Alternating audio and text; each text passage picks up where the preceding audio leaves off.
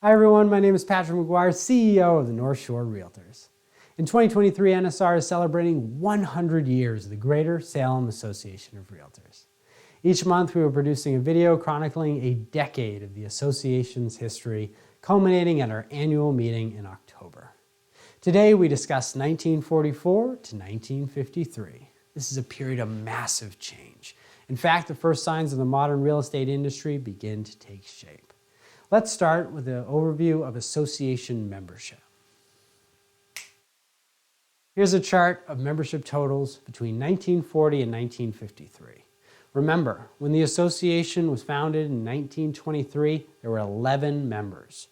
In 1940, the association total membership was 14, which dips to 10 members in both 43 and 45. This was likely due to World War II and a completely male population base. Immediately post-World War II, we see growth. In 46, membership increases to 15 and then nearly doubles to 28 by 47. In the next 6 years, doubles again to 56. But that's not the whole story. Greater Salem wasn't the only player on the North Shore. Lynn had been around since 1921, and in the later half of the 1940s, Cape Ann and Haverhill incorporated as well. Both have modest numbers, mostly in the teens, but you can see Greater Salem dip in the 1950s, most likely due to the formation of Cape Ann.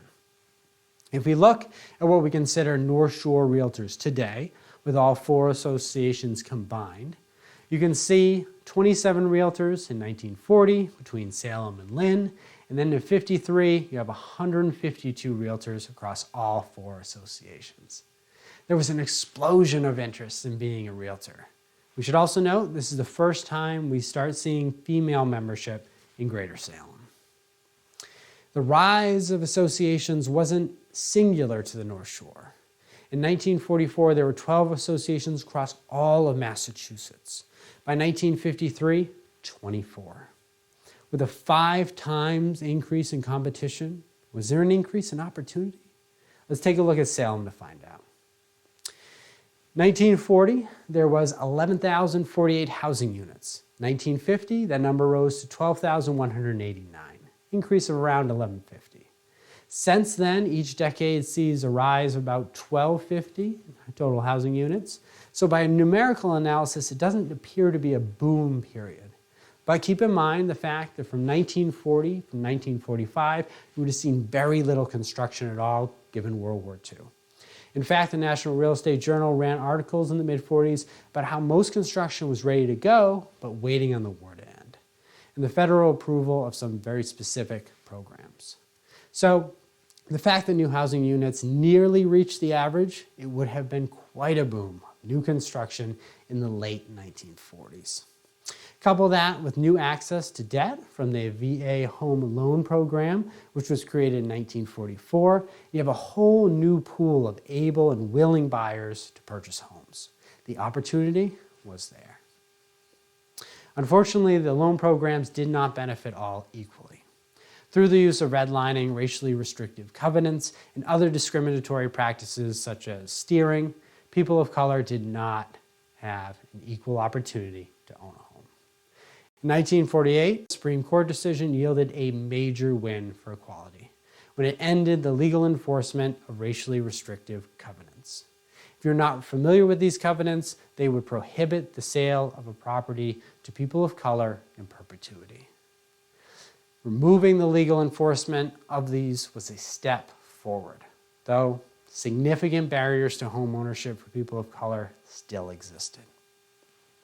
The Supreme Court made its mark again on real estate when in 1950 they ruled that the collective broker activity falls under the Sherman Antitrust Act. When someone joined the association during this period, you'd get something like this. This is the Constitution and Bylaws, Commission and Rules of the Greater Salem Real Estate Board. The word commissions might draw your attention. In fact, what is contained in this booklet are minimum commission rates that members of the association must charge on basically any type of transaction you can imagine. This may be very surprising to anyone who practices real estate today, as that would be a very clear violation of antitrust.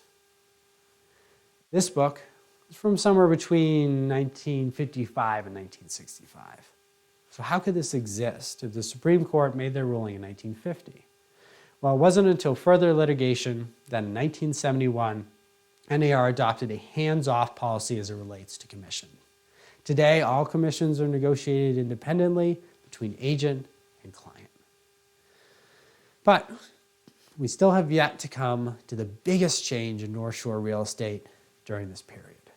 Under the leadership of Clement Archer, father of NSR member Steve Archer, the associations launched its multiple listing service in 1952. The MLS would usher in increased competition, increased transparency, as well as increased equity and access. Once a week, member offices would get something like this. This is the oldest listing sheet from the NSR archives. You can see black and white street view, general property information, showing instructions. There's even a reason for selling. And remarks section that's probably about 120 characters. Each office would have a ringed binder. New sheets would go in, old sheets would come out. And with this new MLS book, each member office would have access to market all the listings of all MLS members to potential buyers. In 1951, there were 150 cities across the United States that had an MLS. By 1953, that number doubled to 300, with Greater Salem counted among them. The adoption of an MLS system was not without debate. In fact, it was debated on a national stage, as evidenced in a 1953 article from the National Real Estate Journal that discussed the pros and cons of adoption. Proponents cited that an MLS stabilizes sales, improves activity around a listing, and produces a regular source of income for brokers. Opponents, on the other hand, said it would put successful brokers out of business if they couldn't drive foot traffic to look at these MLS books, and would give buyers who don't fit the area from a quote-unquote social and financial perspective access to listings.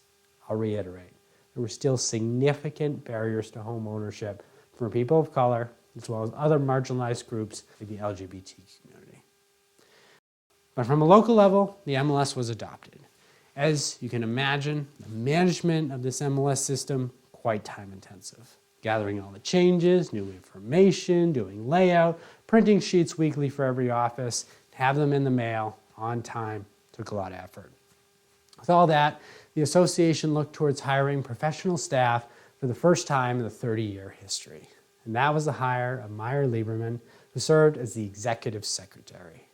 Meyer would fulfill the role and run the association from the staff side for the next 30 years. During that time, the association shifted from printing off one-page listing sheets to pioneering the first computer database for an MLS. But that's for another video. Join us next time as we discuss 1954 to 1963 and the beginning of the real estate licensing.